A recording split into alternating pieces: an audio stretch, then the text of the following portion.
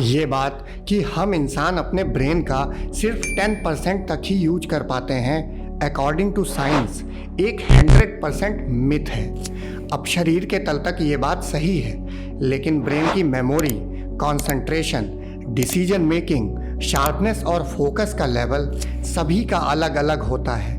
अब इन्हें इंक्रीज करने के कई तरीके हैं, लेकिन इनके आगे की बात अवेयरनेस है। मेमोरी, कंसंट्रेशन या फोकस अवेयरनेस के बाई प्रोडक्ट हैं, यानी अगर अवेयरनेस को जगा लिया जाए तो ये सब उसके साथ ही आ जाते हैं। अवेयरनेस ना सिर्फ कॉन्शियस माइंड बल्कि सब कॉन्शियस माइंड पे भी कमांड रखती है, क्योंकि अवेयरनेस सिर्फ ब्रेन तक सीमित नहीं है। इस वीडियो में मैं आपको 7 स्टेप बताऊंगा, जिनमें से पहले 4 ब्रेन को स्ट्रॉन्ग करने के लिए हैं और बाकी 3 अवेयरनेस अवेकनिंग के लिए हैं। अगर वास्तव में आप इस वीडियो को सिर्फ क्यूरियोसिटी के लिए नहीं देख रहे हैं और कुछ सीखना चाहते हैं तो इसे बिना स्किप किए हुए पूरा देखिएगा। शुरुआत हमें बेसिक से करनी है, जिसमें हमें ब्रेन के कंफर्ट जोन से बाहर निकलना है।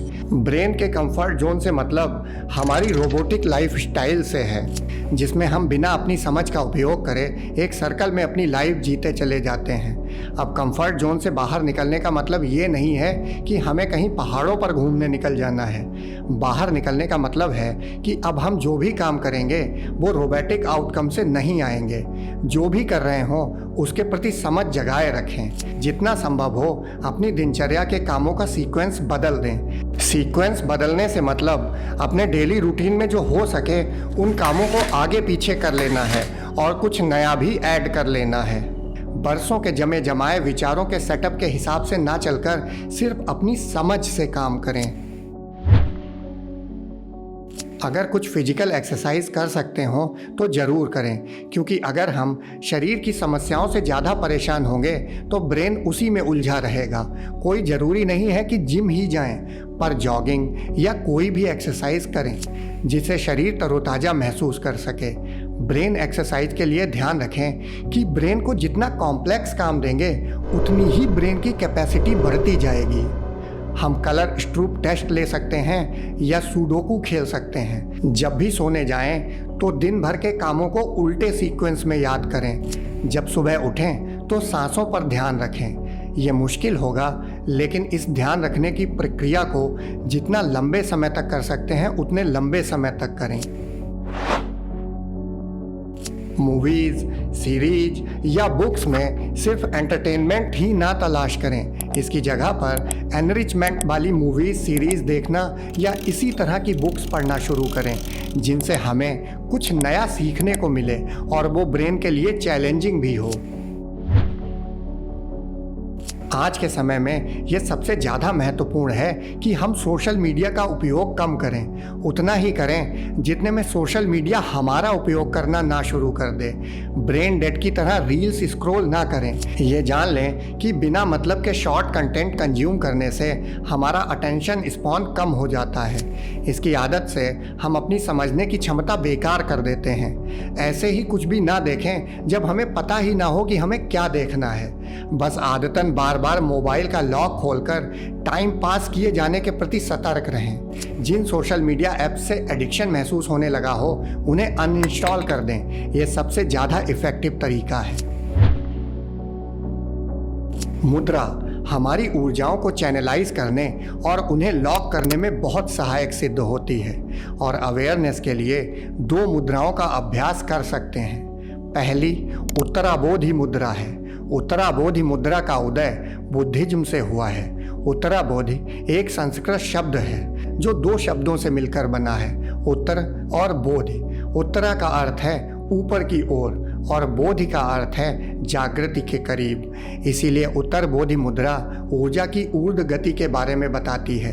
दिन में 15 मिनट तक ये मुद्रा करनी है। शुरुआत के लिए इसे कम समय तक करना ठीक रहेगा। उत्तर बोधि मुद्रा को कहीं भी किया जा सकता है, लेकिन अगर शांत जगह पर कर सकें तो ज़्यादा अच्छा होगा। दूसरी मुद्रा ज्ञान मुद्रा है। ज्ञान मुद्रा में हम अस्तित्व के प्रति ग्रैटिट्यूड प्रकट करते हैं और उसकी अगाध शक्ति के प्रति स्वीकार का भाव रखते हैं। अहोभाव और स्वीकार भाव से हम डिवाइन इंटेलेक्ट से कनेक्ट हो जाते हैं। इस मुद्रा का अभ्यास शुरुआत में 15 मिनट के लिए शांत जगह पर बैठकर करना है। मेडिटेशन सबसे महत्वपूर्ण है, यहाँ तक कि कुछ मुद्राएं भी मेडिटेशन का ही आउटकम है। मेडिटेशन में ही हमारा परिचय अवेयरनेस से होता है। मेडिटेशन की गहराइयों में पहली बार हमें ये पता चलता है कि अवेयरनेस ब्रेन का हिस्सा नहीं है। हाँ, अवेयरनेस से ब्रेन के कुछ हिस्से एक्टिवेट जरूर हो सकते हैं, जैसे कि पीनियल ग्लैंड। अवेयरनेस हमें ब्रेन की फिजिकल कैपेसिटी के बियॉन्ड एक नए आयाम से जोड़ती है।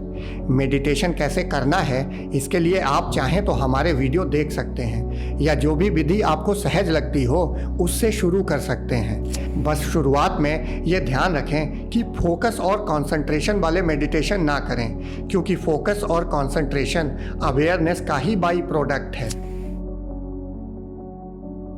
ब्रेन पीस स्लीप के लिए ये ज़रूरी है कि पहले हम मेडिटेशन से परिचित हों, क्योंकि मेडिटेशन से जानी हुई अवेयरनेस से ही हमारी पीस स्लीप योग निद्रा में बदल जाती है। सामान्य नींद में बस हमारे ब्रेन को रिलैक्स मिलता है, लेकिन योग निद्रा हमारे ब्रेन और बॉडी को सुपरचार्ज कर देती है।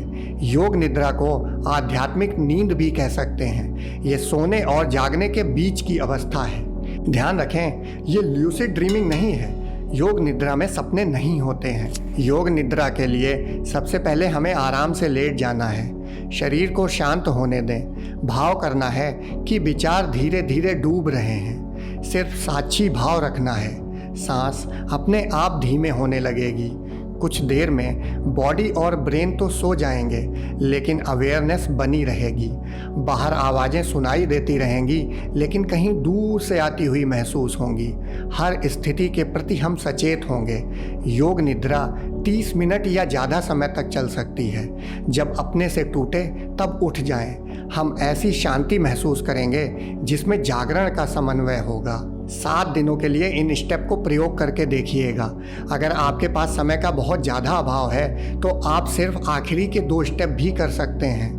आपने वीडियो को अगर यहाँ तक देखा है तो कमेंट में ज़रूर बताइएगा, और अगर आपको लगता हो कि इससे दूसरों को कोई मदद मिल सकती है तो इसे लाइक और शेयर कर दीजिएगा, जिससे कि ये ज़्यादा लोगों तक पहुँच सके। बाकी वीडियो देखने के लिए आप सभी मित्रों का धन्यवाद।